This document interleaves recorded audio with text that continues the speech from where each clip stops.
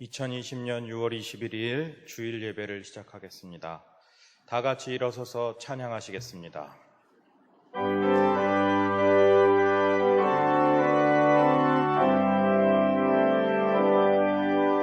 왕의 왕이신 하나님께 경배와 감사드립니다.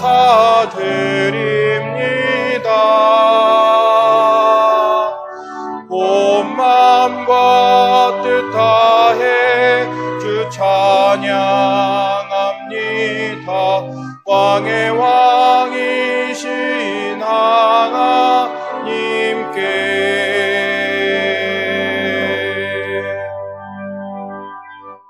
그러므로 형제들아, 내가 하나님의 모든 자비하심으로 너희를 권하노니 너희 몸을 하나님이 기뻐하시는 거룩한 산 제물로 드리라. 이는 너희가 드릴 영적 예배니라. 하나님은 영이시니 예배하는 자가 영과 진리로 예배할지니라. 아멘. 성시교독은 교독문 16번 시편 28편입니다. 교독문 16번 시편 28편을 교독하겠습니다. 여호와여, 내가 주께 부르짖으오니 나의 반석이여 내게 귀를 막지 마소서.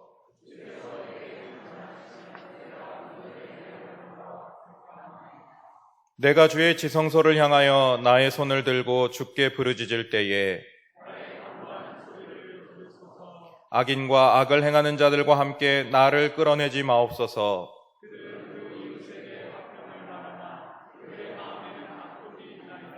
그들은 여호와께서 행하신 일과 손으로 지으신 것을 생각하지 아니하므로 여호와를 찬송하며 여호와는 나의 힘과 나의 방패이시니 여호와는 그들의 힘이시오 그의 기름 부음 받은 자의 구원의 요새이시로다. 아멘. 사도신경으로 우리의 신앙을 고백하겠습니다. 전능하사 천지를 만드신 하나님 아버지를 내가 믿사오며 그 외아들 우리 주 예수 그리스도를 믿사오니 이는 성령으로 잉태하사 동정녀 마리아에게 나시고 본디오 빌라도에게 고난을 받으사 십자가에 못 박혀 죽으시고 장사한 지 사흘 만에 죽은 자 가운데서 다시 살아나시며 하늘에 오르사 전능하신 하나님 우편에 앉아 계시다가 저리로서 산자와 죽은 자를 심판하러 오시리라. 성령을 믿사오며 거룩한 공회와 성도가 서로 교통하는 것과 죄를 사하여 주시는 것과 몸이 다시 사는 것과 영원히 사는 것을 믿사옵나이다. 아멘.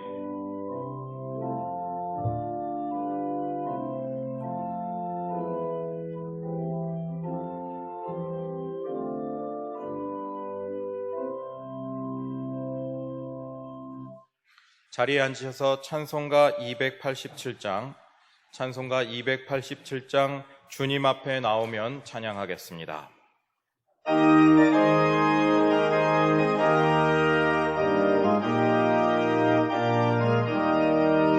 예수 앞에 나오면 죄사함 받으며 주의 품에 안기어 편히 쉬리라. 우리 주만 믿으면 모두 구원 얻으며 영생 복락 멸류관 확실히 받겠네. 예수 앞에 나와서 은총을 받으며 마음의 기쁨 넘치어 감사하리라. 주만 믿으면 모두 구원 얻으며 영생 복락 멸류관 확실히 받겠네. 예수 앞에 설 때에 흰 옷을 입으며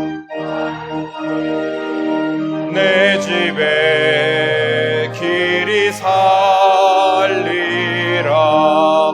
우리 주만 믿으면 모두 구원 얻으며 영생복락 면류관 확실히 받겠네. 예배를 위해 최용섭 장로님 기도 인도하시고 다 같이 기도하겠습니다.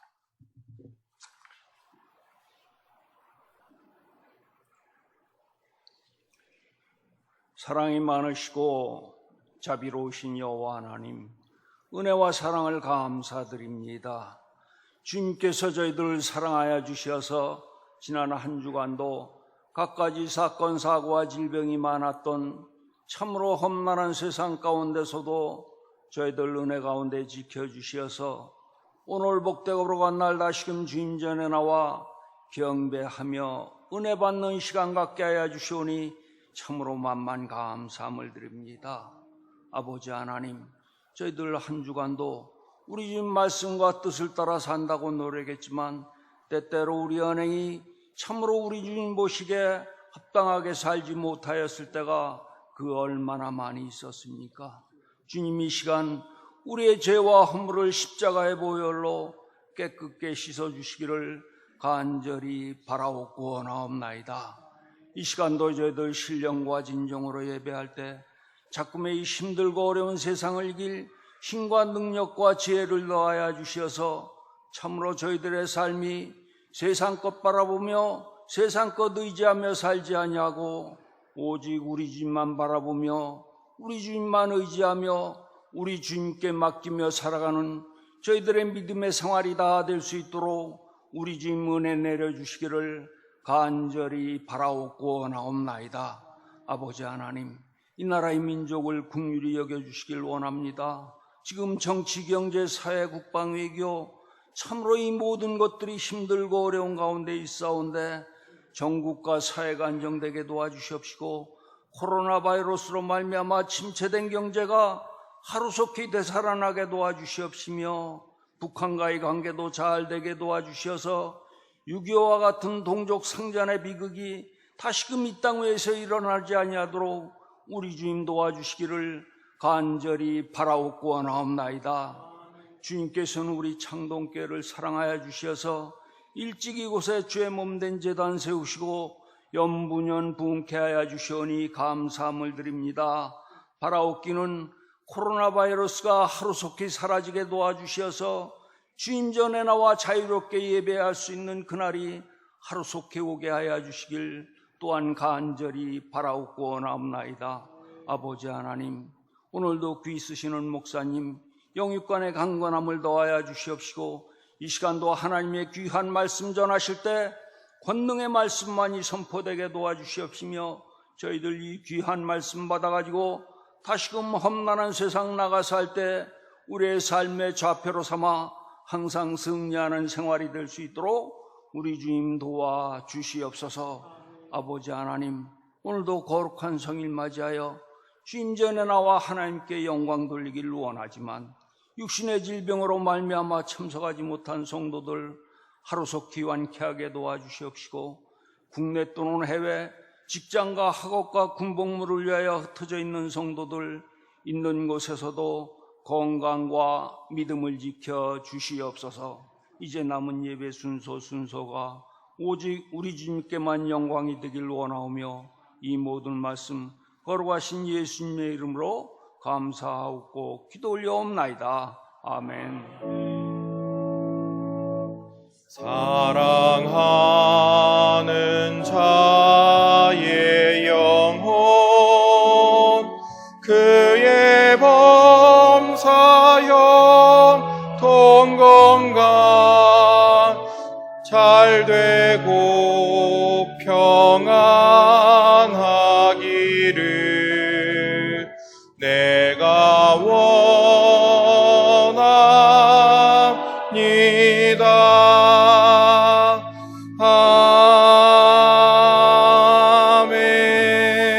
아멘. 오늘 우리에게 주시는 하나님 하나님 말씀은 구약성경 열왕기하 4장 1절로 7절까지의 말씀입니다. 열왕기하 4장 1절로 7절까지의 말씀, 제가 가진 성경은 구약 564페이지에 있습니다. 열왕기하 4장 1절로 7절 말씀을 받들어 읽겠습니다. 선지자의 제자들의 아내 중에 한 여인이 엘리사에게 부르짖어 이르되 당신의 종 나의 남편이 이미 죽었는데 당신의 종이 여호와를 경외한 줄은 당신이 아시는 바니이다. 이제 빚준 사람이 와서 나의 두 아이를 데려다가 그의 종을 삼고자 하나이다 하니 엘리사가 그에게 이르되 내가 너를 위하여 어떻게 하랴? 내 집에 무엇이 있는지 내게 말하라. 그가 이르되 계집종의 집에 기름 한 그릇 외에는 아무것도 없나이다 하니 이르되 너는 밖에 나가서 모든 이웃에게 그릇을 빌리라. 빈 그릇을 빌리되 조금 빌리지 말고 너는 내 두 아들과 함께 들어가서 문을 닫고 그 모든 그릇에 기름을 부어서 차는 대로 옮겨 놓으라 하니라. 여인이 물러가서 그의 두 아들과 함께 문을 닫은 후에 그들은 그릇을 그에게로 가져오고 그는 부었더니 그릇에 다 찬지라. 여인이 아들에게 이르되 또 그릇을 내게로 가져오라 하니 아들이 이르되 다른 그릇이 없나이다 하니 기름이 곧 그쳤더라. 그 여인이 하나님의 사람에게 나아가서 말하니 그가 이르되 너는 가서 기름을 팔아 빚을 갚고 남은 것으로 너와 내 두 아들이 생활하라 하였더라. 아멘. 사랑찬양대 지휘자이신 박은용 집사님 특송 후에 목사님께서 나오셔서 말씀을 선포하시겠습니다.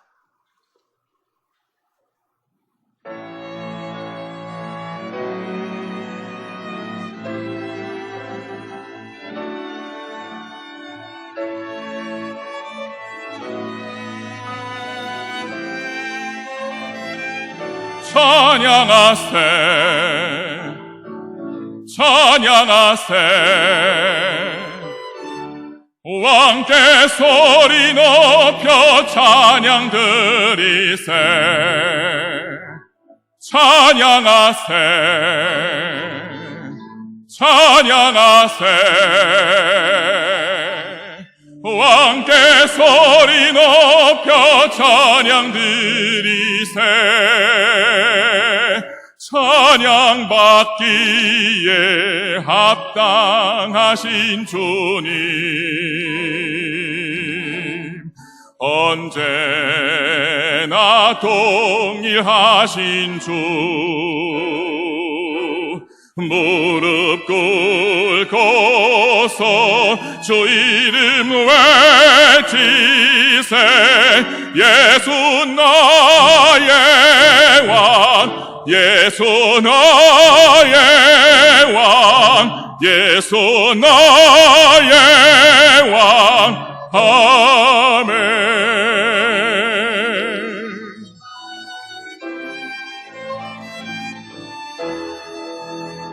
찬양하세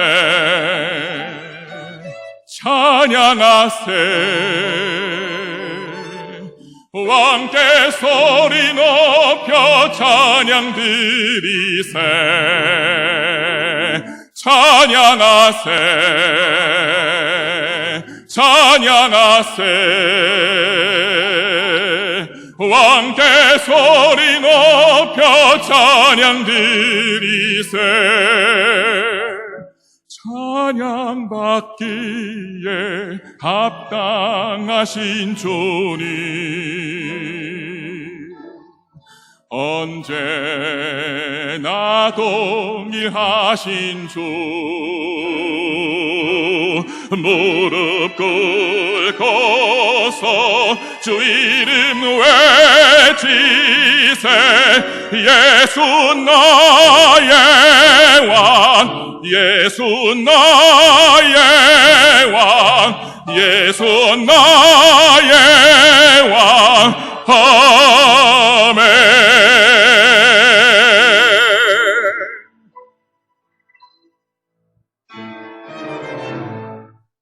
아멘. 우리 하나님께 영광의 박수 올려드리겠습니다.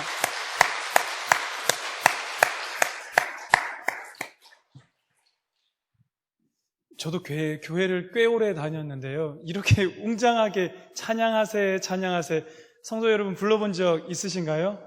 저는 처음 들어보는데 옆에 뒤에 있는데 이렇게 저도 막 몸이 움찔움찔하면서 같이 부르고 싶은 걸 엄청 참았습니다. 우리 귀한 찬양 감사합니다. 우리 이 찬양의 마음, 감사의 마음을 담아서 앞뒤 양옆에 계신 분들과 인사하면서 오늘 말씀을 시작해 보면 좋겠는데요. 잘 오셨습니다. 축복합니다. 우리 이렇게 인사하겠습니다. 잘 오셨습니다. 축복합니다. 여러분 반갑습니다. 환영합니다.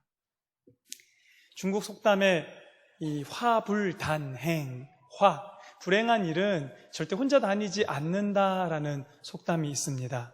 그런 것 같아요. 불행한 일은 한 개만 와도 사실은 힘들어 죽겠는데 그게 하나만 오는 게 아니라 이 불행한 일은 왜 그런지 안 좋은 일이 생길 때 계속 겹쳐서 생기더라. 영국 속담에도 이것과 꼭 같은 의미를 가진 속담이 있더라고요. 불행은 친구와 함께 온다. 불행은 군대처럼 몰려다닌다. 다 불행이 혼자 닥치는 것이 아니라 한 사람에게 닥칠 때 여러 개가 겹쳐 닥치면서 사람을 더 큰 불행과 힘듦으로 몰아간다라는 뜻을 가지고 있습니다. 오늘 우리 성경 말씀에 읽었던 이 여인, 한 선지자의 제자의 아내였던 이 여인에게 꼭 해당되는 말이 이 화불단행, 불행이 홀로 다니지 않는 것을 이 여인을 보면서 우리는 알 수 있을 것 같아요. 여인에게는 지금 세 가지의 불행이 겹쳐서 일어나고 있습니다. 첫째는 그녀의 남편으로 인한 불행함이 그 여인의 삶에 닥쳤습니다. 남편에 대해서 설명해 주는 말은 겨우 선지자의 제자들이라는 이 한 단어밖에 없습니다. 그런데 여기에 무슨 큰 불행이 담겨 있는 것일까? 선지자의 제자들이라는 말을 원어에 가깝게 훨씬 더 직역해보면 선지자의 아들들이라고 번역하는 것이 의미상으로는 더 맞다고 합니다. 분명히 선지자와 제자, 사제 관계인데 그걸 사제 관계가 아니라 그 의미를 들여다보면 부모 자식처럼 아버지와 아들과 같은 관계가 되었다? 왜 그럴까요, 여러분? 이 단어는 특별히 엘리야와 엘리사 때만 사용되고 있는 단어라는 데서 이 단어가 가지고 있는 의미가 있다라는 것입니다. 사실 그 이전의 선지자들은 쉽게 말해서 선지자 할 만했습니다. 사무엘 생각해 보십시오. 왕이시여, 그거 잘못됐습니다. 그러면 사울이 깜짝 놀라면서 어떻게 변명하기에 바쁩니다. 나단 선지자 생각해 보십시오. 다윗이 우리의 아내 밧세바 취했을 때 그 이웃집 양을 취한 것이 바로 당신입니다. 호통쳤더니 다윗이 꼬꾸라져서 하나님께 회개하기 시작하지 않습니까? 그들에게는 하나님의 말씀에 권위가 있었고요. 그 말씀을 선포할 때 설령 그 나라의 왕이라 할지라도 그 말씀 앞에 굴복했었습니다. 그런데 한 200년 지나고 나서 지금 엘리야, 엘리사 때는 나라의 상황이 완전 바뀌어 있는 겁니다. 나라가 정책적으로 이방 신들을 숭배하는 것을 장려하고 있습니다. 아합 왕이 나서서, 이세벨 왕비가 나서서 이방 신, 특별히 바알과 아세라를 섬기라고 하고 있죠. 그러는 그들의 눈에 이 엘리야와 엘리사는 어떤 존재였겠습니까? 얼마나 뵈기 싫었을까요? 눈의 가시였을까요? 그러니까 이세벨이 당장 저 엘리야를 죽이겠다. 엘리사의 목이 그 몸에 내일까지 붙어있으면 내가 벌을 받는 게 낫겠다. 이런 공공연하게 선지자를 죽이겠다는 협박이 나오고 있지 않습니까? 선지자의 상황이 이러할진데 하물며 그의 제자들은 어땠을까요? 핍박, 박해, 군대는 쫓아다니고 피해 다니고 도망 다니고 그런 삶을 살았을 것이죠. 공동체가 그렇습니다, 여러분. 외부에서 압박과 핍박이 주어지면 그 속에 말할 수 없는 형제 우애의 사랑과 그 끈적끈적한 정이 생기는 겁니다. 생기다 보니까 선지자의 제자들이 무슨 의미를 가지게 되었다는 겁니까? 선지자의 아들들. 선지자는 그 힘든 일 가운데서 아버지처럼 그 제자들을 돌보게 되고, 제자들은 아버지처럼 그 선지자를 따르게 되는 그와 같은 관계가 만들어졌다. 한 단어에 여러분 이만한 의미가 담겨 있다는 것입니다. 선지자의 제자의 아내로 살았던 이 여인에게도 똑같았겠죠. 핍박과 박해가 있었을 것이고 쫓겨다니고 도망다니는 삶을 살아야 한 이것이 그녀의 삶의 첫 번째 불행함이었다면, 두 번째 불행함은 그마저도 있던 남편이 죽어버렸습니다. 이제 이 여인이 과부가 된 거예요. 고아와 과부와 나그네, 제가 몇 번은 얘기한 것 같습니다. 이스라엘에서 제일 불쌍한 사람들, 제일 기댈 것 없는 사람들, 분깃도 없고 유산도 없고 의무, 권리도 아무것도 없어요. 그들이 살 수 있는 길이라고는 사람들이 추수하고 나서 남겨놓은 이삭 긁어다가 먹는 것, 열매 떼고 나서 남아있는 열매들 따 먹는 것, 그 외에는 살 수 있는 방법이 없는 참 힘겨운 삶을 살아가야 하는 이제 과부가 되어버렸습니다. 이게 이 여인에게 닥쳐진 두 번째 불행함입니다. 세 번째는 자녀들로 인한 불행입니다. 자녀가 말을 듣지 않아서 그런 게 아니라 남편 생전에 벌써 경제적으로 어려웠겠죠. 빚을 졌습니다. 남편이 그 빚 문제 해결 못하고 죽어버린 겁니다. 남편이 죽고 났더니 이 돈을 빌려준 사람, 채권자가 와서 돈을 못 갚으니 그 아들 둘을 종으로 삼겠다라며 데려가겠답니다. 여러분, 이게 범죄 행위가 아닙니다.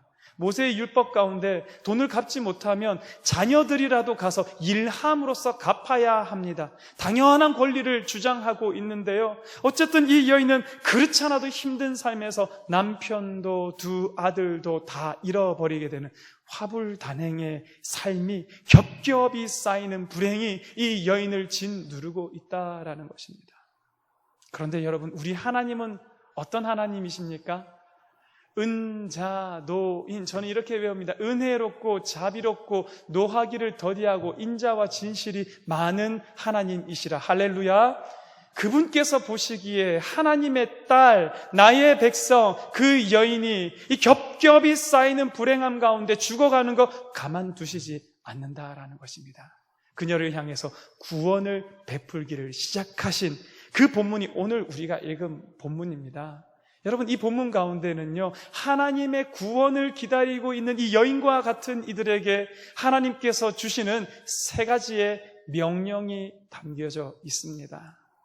혹시 제가 이제까지 화불단행이라는 거 설명드리면서 들으시면서 목사님 그거 제 삶인데요, 혹시 이렇게 생각하시면서 이 자리에 앉아 계신 분 안 계신지 모르겠습니다. 나라적으로 봐서도 코로나도 힘든데 지난주에는 코로나보다 누가 더 날뛴 것 같습니까? 북한이 좀 더 날뛴 것 같더라고요. 사무소도 폭파하고 여러 가지 험한 말들로 이 협박을 쏟아붓고 있는데, 제가 주로 경기도 남쪽에 살았었습니다. 북쪽으로 확 올라와서 북한이랑 가까워졌는데 관계가 상하게 되니까 걱정이 더 많아졌는데요. 원래 사시던 분들은 별로 아무렇지도 않으신가 봐요, 여러분들은. 네. 코로나도 힘든데 북한도 힘들고, 또 제가 알지 못하는 여러분들 한 분 한 분 가지고 있는 삶의 그 상황들, 어려움들 때문에 어쩌면 내 삶이 저 화불단행, 지금 겹겹이 쌓이는 불행함 때문에 내가 숨쉬기조차 힘든데 하시는 분들이 계시다면, 오늘 하나님의 이 구원이 이 여인에게만 임하는 것이 아니라 여러분들에게도 임하기를 간절히 바랍니다. 오늘 하나님께서 하나님의 구원을 바라는 자들에게 주시는 세 가지 명령어가 저와 여러분의 명령이 되어서 그 말씀을 따라 희망의 빛으로 나아가는 저와 여러분 되시기를 간절히 축원합니다. 첫 번째, 하나님의 구원을 바라는 자들에게 주시는 하나님의 명령은 한번 따라해 보겠습니다. 부르짖으라. 부르짖으라는 이때까지 몇 번이나 나왔게요, 목사님? 몇 번이나 나와도 잘 안 되니까 또 부르짖으라라고 말씀하시는 것 같습니다. 열왕기하 4장 1절 말씀입니다. 선지자의 제자들의 아내 중에 한 여인이 엘리사에게 부르짖어 이르되, 당신의 종 나의 남편이 이미 죽었는데 당신의 종이 여호와를 경외한 줄은 당신이 아시는 바니이다. 이제 빚준 사람이 와서 나의 두 아이를 데려가 그의 종을 삼고자 하나이다. 여인이 엘리사 앞에 와서 부르짖어서 말을 하는데, 그 여인, 특별히 당신의 종이 여호와를 경외한 줄은 당신이 더 잘 압니다라는 말 가운데 담겨있는 이 여인의 마음이 어떤 것 같습니까? 이 이면에 지금 어떤 마음을 깔고 이 여인이 이와 같이 말하고 있는 것 같습니까? 내 남편이 그렇게 하나님을 경외했는데 어떻게 이렇게 죽어버릴 수가 있습니까? 내 남편이 하나님을 어떻게 섬기고 어떻게 사랑했는지 당신이 그렇게 잘 아시는데, 그가 가고 나서 우리의 형편이 어떻게 이렇게 되도록 하나님 내버려 두십니까? 우리 아이들 종으로 잡혀가는 거 어떡합니까? 저는 어떻게 아이들까지 떠나보내고 살아야 합니까? 지금 이 여인은 절망이 가득한 겁니다. 원망이 가득한 겁니다. 어떻게 살아야 하냐고 지금 울부짖고 있는 것입니다. 여러분, 그런데 정말 중요한 거는요, 절망과 원망 가운데서 이 여인이 지금 부르짖고 있다라는 이 사실이 제일 중요한 사실입니다. 부르짖다라는 말, 히브리어로 하면 차아크, 츠아크 이렇게 발음이 됩니다. 이 차아크라는 말은 단순히 와서 하소연하고 신세 한탄하고 징징거리고 그게 아닙니다. 이스라엘 백성들이 애굽에서 그 압제 가운데 못 견딜 때에 주여 자기의 하나님을 부르짖음으로 말미암아서 하나님께서 그 부르짖으심을 들으시고 그들을 구원하셨습니다. 부르짖다라는 말은 연약한 한 사람이 하나님 말고는 의지할 데가 없어서 그 앞에 와서 주의 이름 앞에 탄원하며 탄식하며 간구하는 그것을 부르짖는다라고 표현하고 있는데, 지금 절망과 원망 속에서 여인이 부르짖었다라는 것입니다. 여러분, 조셉 스크리븐이라는 사람 이름 들어보셨습니까? 아마 처음 들어보실 겁니다. 그런데 여러분들 아는 분이에요. 한 200년 전쯤 1800년도에 아일랜드 사람입니다. 이 사람의 삶을 인간적인 눈으로 보면 진짜 불행한 사람입니다. 25살 때 결혼을 앞두고 있는데 결혼 바로 전날 약혼녀가 죽습니다. 그것도 집으로 오는 길에 자기는 그 여인을 보고 있는데 말을 타고 오다가 강을 건너다가 그만 말에서 떨어져서 강에 빠지게 되고요. 거기서 익사해서 죽는 그 사건을 자기 눈으로 봤지만 달려갔지만 이미 손쓸 수 없이 늦어버린 그런 일을 당하게 됩니다. 참, 엄청난 일이었겠죠. 그 땅에서 살 수가 없었는지 그는 캐나다로 이주합니다. 다행히 믿음을 잃어버리지 않고 오히려 믿음 가운데 더 굳건하게 세워집니다. 그가 이제 한 16년쯤 지났겠죠. 41살이 됐을 때 다시 결혼하고 싶은 여인이 생깁니다. 약혼녀가 생겼습니다. 약혼을 이제 결혼을 앞두고 침례 예식을 진행하는데 날이 춥고 또 여인은 몸이 약했나 봅니다. 침례를 받고 나서 감기가 걸렸어요. 근데 여러분, 감기가 안 좋게 발전하면 뭐가 됩니까? 폐렴이 되죠. 폐렴으로 넉 달 동안을 앓다가 그녀도 또 죽어버리고 말았습니다. 이거 우리로 따지면 요즘 세상에 이런 일이 이런 프로그램에 소개될 만한 기구한 인생인 것 같습니다. 우리가 그냥 들으니까 아유, 이거 어떻게 이 정도죠. 내 자식이 그런 일 당했다면, 내가 그런 일 속에 묻혀 있다면 얼마나 이거 힘들까요? 더군다나 두 번째는 침례를 받다가 우리로 따지자면 세례식을 했는데 병을 얻어서 죽은 겁니다. 하나님 향해서 얼마나 원망이 쌓였을까. 그랬던 그가 시를 하나 작사를 합니다. 그게 찬송가의 가사가 되는데 이게 여러분 잘 아는 찬송입니다. 죄짐 맡은 우리 구주 어찌 좋은 친구인지 걱정 근심 무거운 짐 우리 주께 맡기세. 같이 불러볼까요? 주께 고함 없는 고로 복을 받지 못하네. 사람들이 어찌하여 아랠 줄을 모를까. 대단하지 않습니까, 여러분? 모든 사람이 절망과 하나님을 향한 원망 가운데서 이렇게 하나님 앞에 부르짖을 수 있는 게 아닙니다. 지금 이 사람의 가사에는 왜 안 부르짖는지 모르겠다. 하나님께 아뢰면 복을 주실 텐데 왜 안 아뢰는지 모르겠다. 그게 어려우니까 못 아뢰는 겁니다.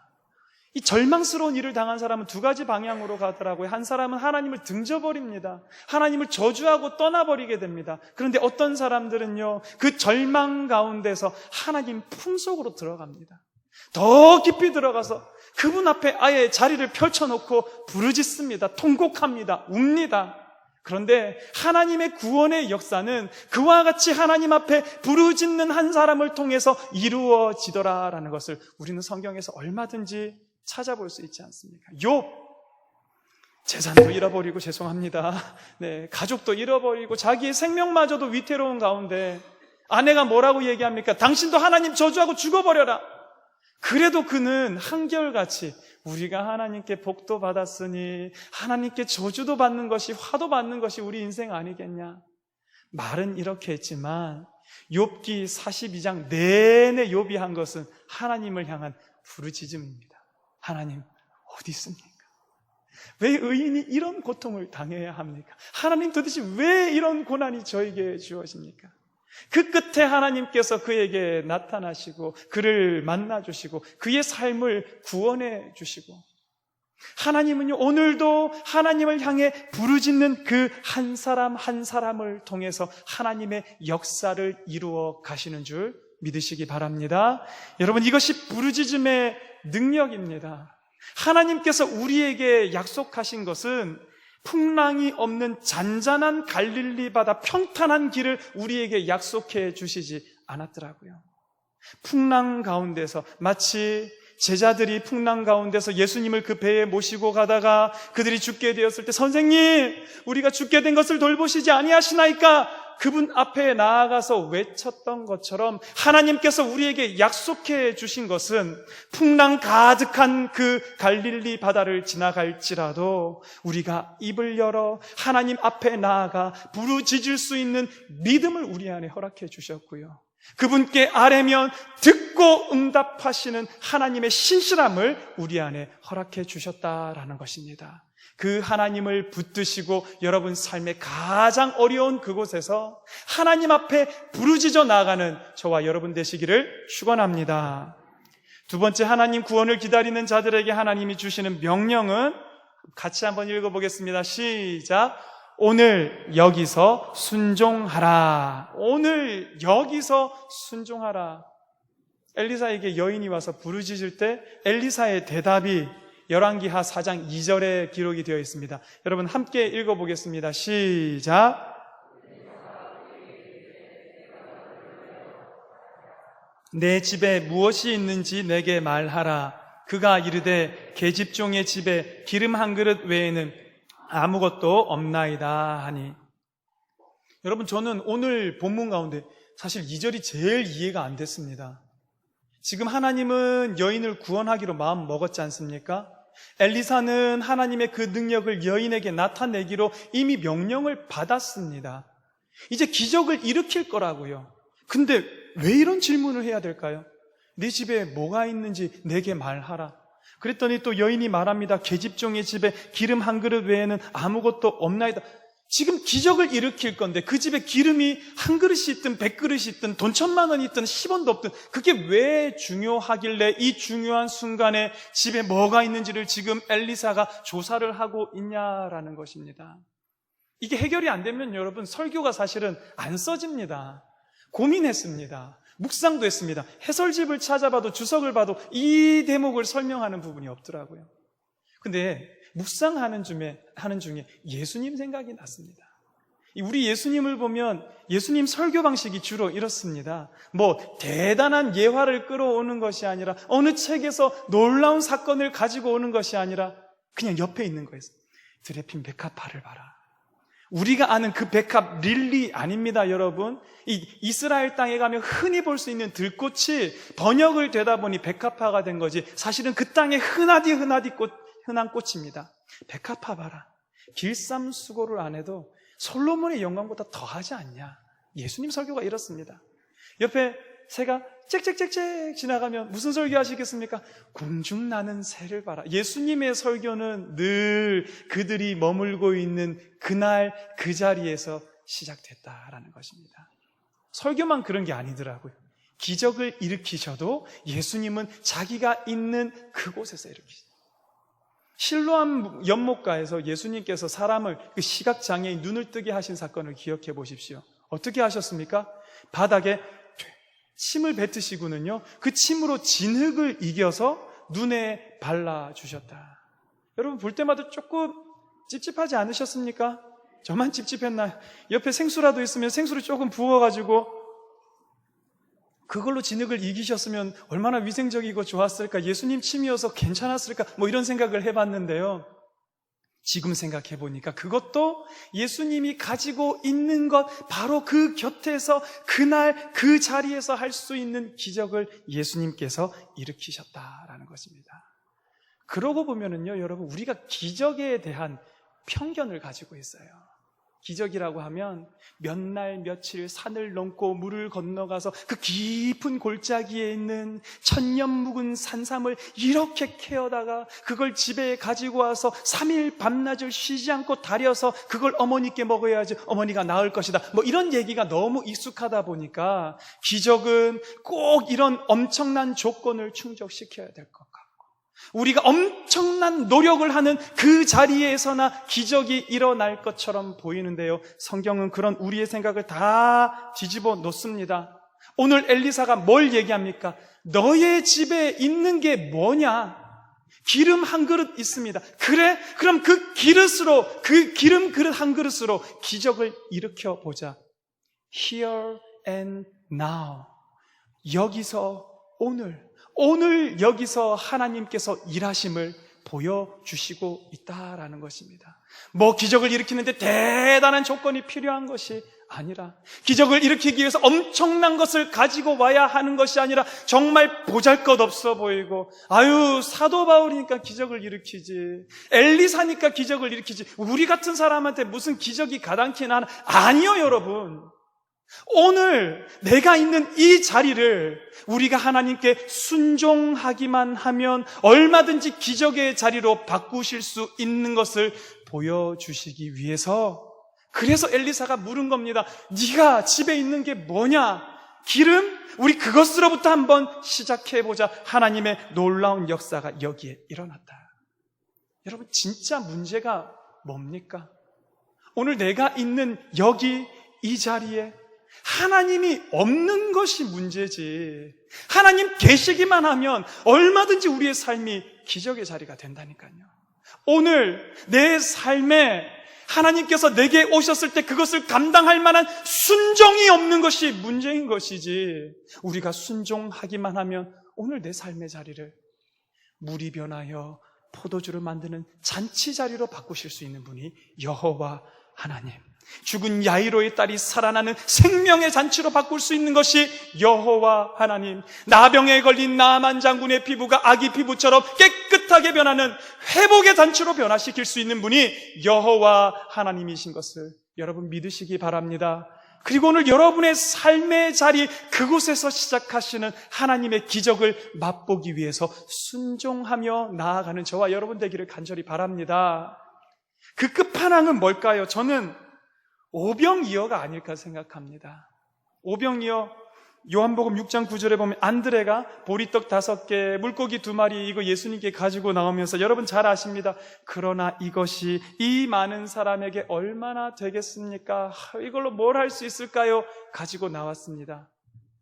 저는 근데 이 본문을 보면서요, 예수님께서 언제 이들에게 기적을 일으키시기로 결심하셨을까? 안드레가 가지고 온 떡 몇 개지? 세어보고, 물고기 상태가 크네? 작네? 세어보고 기적 일으키실까 결정하셨. 저는 그렇게 생각하지 않습니다. 언제요?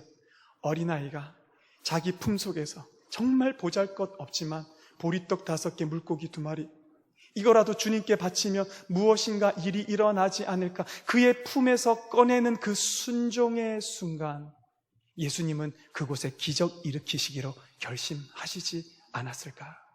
안드레가 그 아이의 도시락을 보고 치워하지 않고 그것을 들어다가 이걸로 얼마나 되겠냐마는 주여 하고 내놓기로 결심한 그 순간, 순종의 자리에 예수님께서는 그래, 오늘 여기에 오병이어다, 기적을 일으키시기로 결심하셨을 것이라고 저는 믿습니다.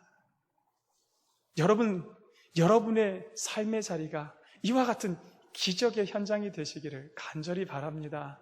그냥 드리는 말씀이 아니라, 교회 오면 우리 딴 얘기하는 것이 아니라, 야, 나 지난주에 진짜 이런 놀라운 일이 있었어. 야, 하나님께서 나를 이렇게 인도하셨어. 우리 안에 일어나는, 일상적으로 일어나는 기적들의 간증들이 우리 창동교회에 차고 넘치는 정말 멋진 교회 되기를 간절히 바랍니다.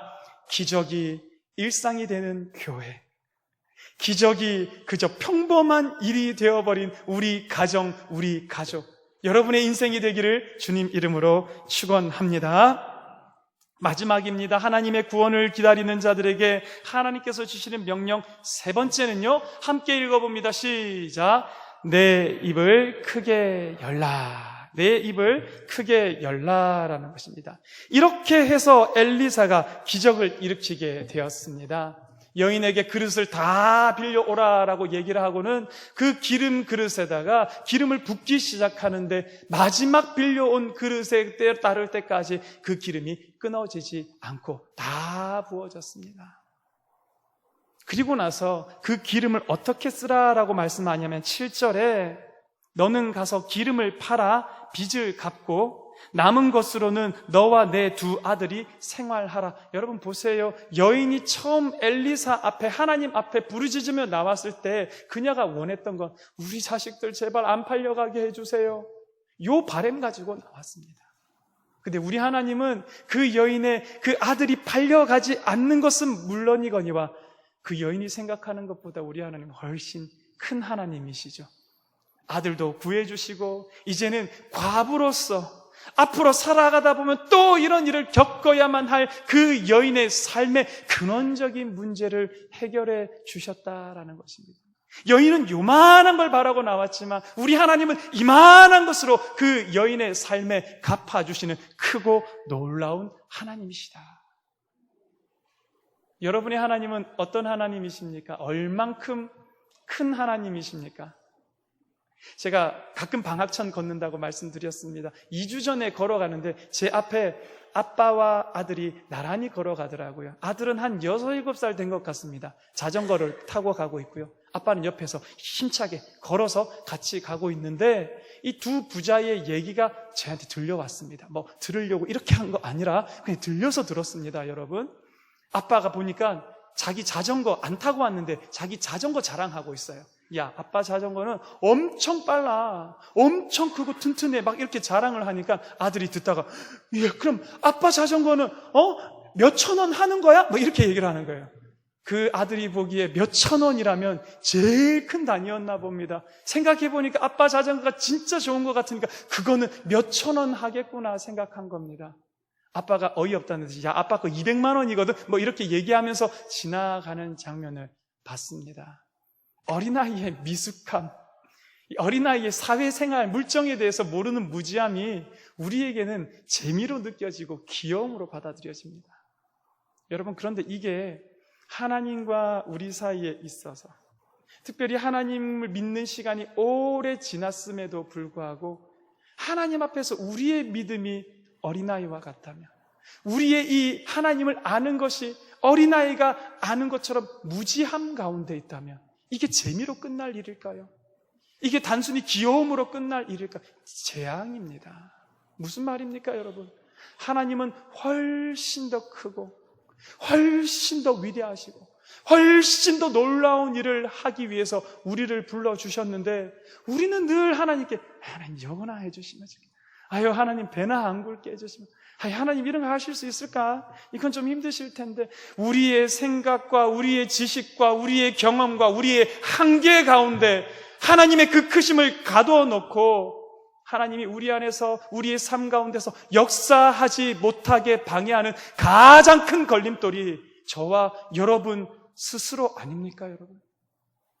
여러분 자신의 믿음 없음 때문에 하나님께서 여러분 안에서 더 큰 것을 행하기를 원하시지만 오늘 일하시지 못하고 여러분이 가두어 놓은 그 한계의 테두리 안에 하나님 갇혀 계신 것이 아니냐라는 것입니다. 내가 어렸을 때는 말하는 것이 어린아이와 같고 깨닫는 것이 어린아이와 같고 생각하는 것이 어린아이와 같다가 장성한 사람이 되어서는 어린아이의 일을 버렸노라. 할렐루야. 버려야 하는데 우리의 믿음이 안 크는 겁니다.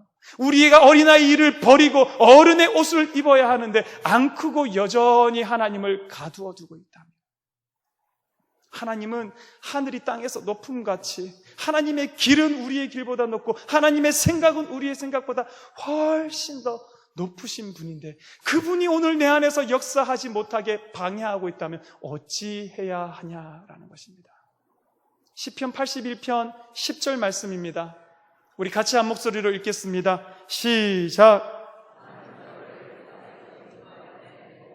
내 하나님이니 내 입을 크게 열라 내가 채우리라 하였으나. 할렐루야. 한번 따라해 보겠습니다. 내 입을 크게 열라. 우리 하나님을 향해서 우리의 입을 크게 여는 저와 여러분 되시기를 간절히 바랍니다. 여러분의 경험, 여러분의 생각, 제 경험, 제 생각 비웃었습니다. 하나님 아마 하늘에서 보시고 비웃을 거예요. 너 그거에 겨우 나를 가둬놨냐? 나는 그거보다 훨씬 큰 하나님이신데 너를 통하여 행하실 것이 이렇게 큰데 왜 나를 알지 못하냐? 그 하나님 앞에 우리의 입을 크게 열고 나아가시는 저와 여러분 되시기를 간절히 바랍니다. 여러분, 이 모든 것을 종합해서 생각해 보면은요, 오늘날 교회 힘들다라고 얘기하는 거, 2만불 시대, 주 5일제가 정착이 되어지고 사람들이 여행하고 먹고 이런 것만 좋아하고 영향 없지는 않겠습니다. 그러나 오늘날 교회가 힘든 게 혹시 우리 교회의 성도 한 사람 한 사람이 하나님께 부르짖지 않기 때문이 아닐까요? 오늘 이 자리에서 하나님은 놀라운 일을 행하려고 하시는데 우리 이런 데서 무슨 일이 일어나요? 하나님, 순종하지 못하기 때문이 아닐까요? 하나님의 꿈은 이만큼인데 우리는 그저 예수 믿고 제 생계나 좀 해결해 주시죠. 이것만 좀 먹으면 여한이 없겠습니다. 우리의 입을 꼭 다물어 버렸기 때문에 오늘날 하나님의 교회가 어려워하는 것 아니냐라는 것입니다. 자기 삶에 갖다가 비춰보시면요, 마찬가지 아닙니까, 여러분? 오늘 내가 부르짖지 않고, 오늘 내가 순종하지 않고, 오늘 내가 입을 크게 열지 못하기 때문에 오늘 나의 삶 가운데 here and now 여기서 일하기를 원하시는 하나님께서 그 힘을 발휘하시지 못하시는 것이 아닌가. 성도 여러분, 도전하기를 원합니다. 오늘 여러분의 삶이 하나님께 부르짖고 순종하고 입을 크게 열 때에 이 기적의 자리로 변화되기를 주님 이름으로 축원합니다. 기적이 정말 일상이 되어지고 놀라운 일이 서로 간증이 되어지고 그 간증한 일이 오늘 나의 삶에 일어남으로 말미암아 우리를 통하여 하나님의 높고 위대하심이 드러나고 발견되어지고 세상 사람들에게 알려지는 그와 같은 성도들이 모여있는 우리 창동교회, 기적의 교회 되기를 주님 이름으로 축원합니다. 아멘. 원래는 다른 찬양을 불렀는데요, 오늘은 찬양하세 찬양하세 왕께 소리 높여 찬양하세, 아까 불렀던 그 찬양 우리 함께 찬양하겠습니다.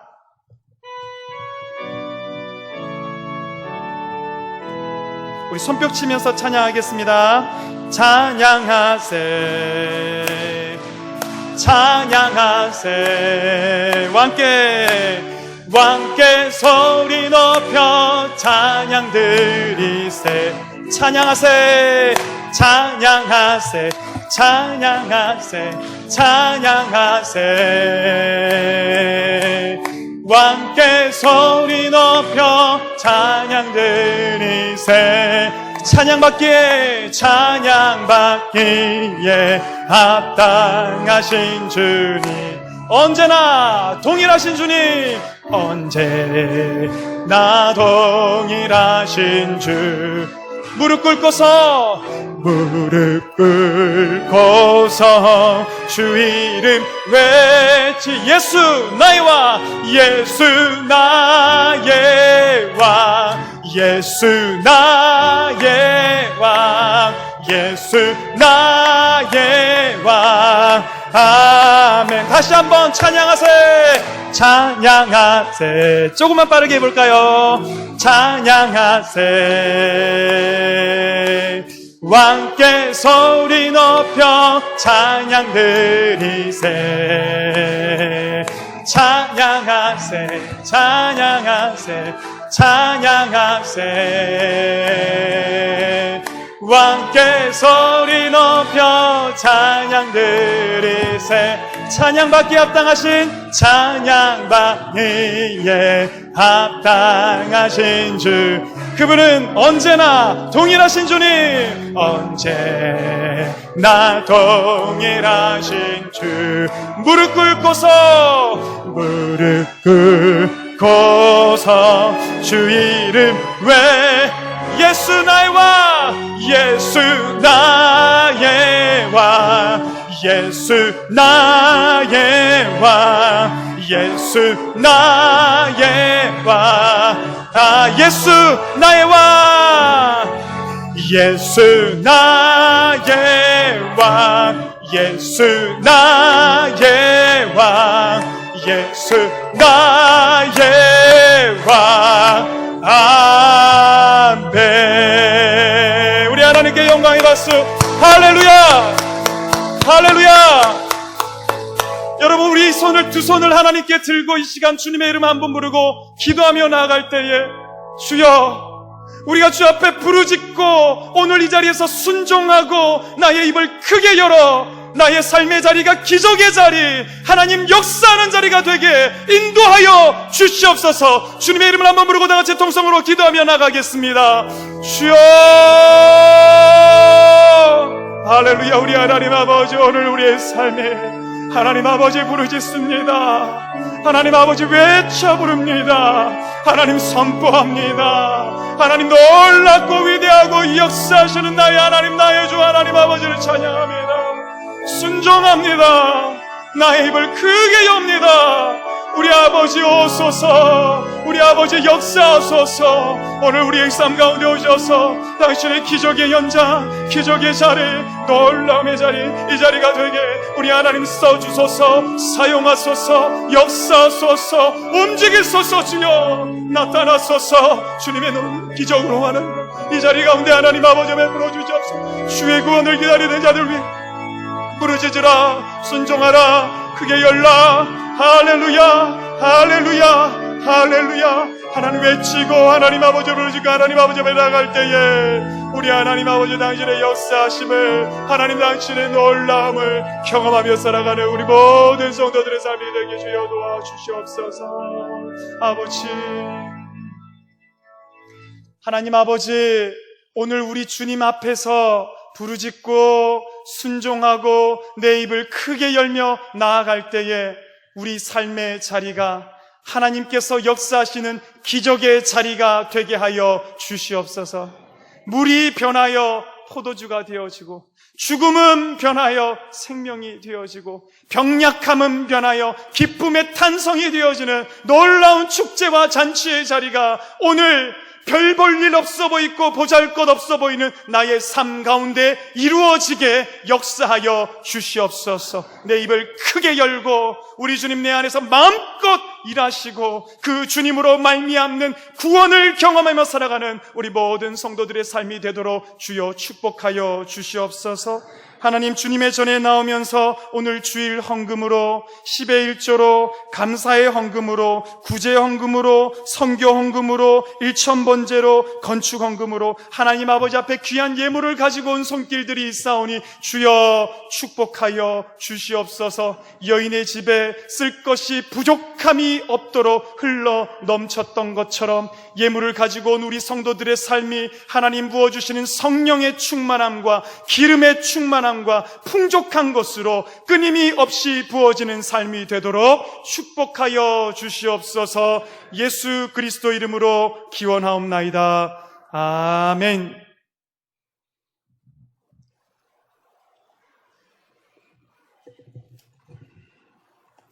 여러분, 교회 소식을 알려드리겠습니다. 당회가 다음 주일 28일이죠. 오후 2시 30분 다락방에서 있습니다. 기억해 주십시오. 입장하시면서 조금씩 입장하는 방법이 달라지셨을 텐데요. 여러분, 계속해서 업그레이드하고 있습니다. 여러분들께서 편안하게 그리고 또 안전하게 하나님의 집에서 예배 드릴 수 있는 방법으로 계속해서 움직이고 있으니까 여러분들도 위에서 계속해서 함께 기도해 주시면 좋겠습니다. 결혼하는 가정이 아니고요, 우리 소년부 전도사님으로 섬기고 있는 이성권 전도사님 결혼식이 이번 주 토요일 27일 낮 12시 30분 엘가모아에서 있습니다. 교회 출발 오전 11시 30분인데요. 여러분 많이 축복해 주시기를 바랍니다. 이제 자리에서 일어나서 찬송가 620장 우리 함께 찬양하겠습니다.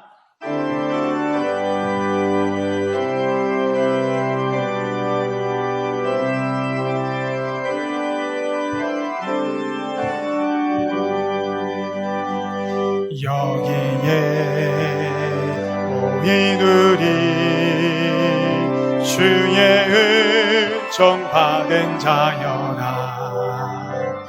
주께서 이 자리에 함께 계심을 아노라. 언제나 주님만을 찬양하며 따라가리니 시험을 당한 때도 함께 계심을 믿노라. 이 믿음 더욱 굳세라. 주가 지켜주신다. 어둠 밤에도 주의 밝은 빛 인도하여 주신다. 주님이 뜻하시니 헤아리기 어렵더라도 언제나 주 뜻 안에 내가 있음을 아노라. 사랑과 말씀들이 나를 더욱 새롭게 한. 때로는 넘어져도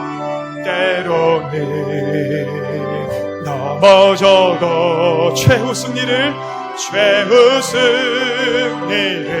믿노라. 이 믿음 더욱 굳세라. 이 믿음 더욱 굳세라. 주가 지켜주신다. 어둠 밤에도 주의 밝은 빛 인도하여 주신다.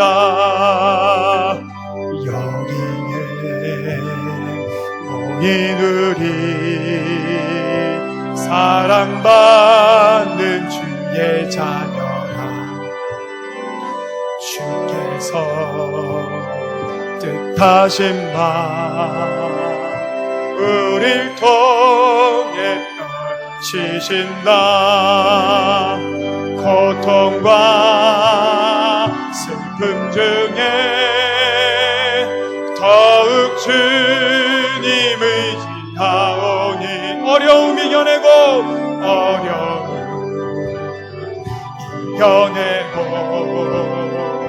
주님 더욱 찬양하라. 이 믿음 더욱 굳세라. 주가 지켜주신다. 어둠 밤에도 주의 밝은 빛 인도하여 주신다.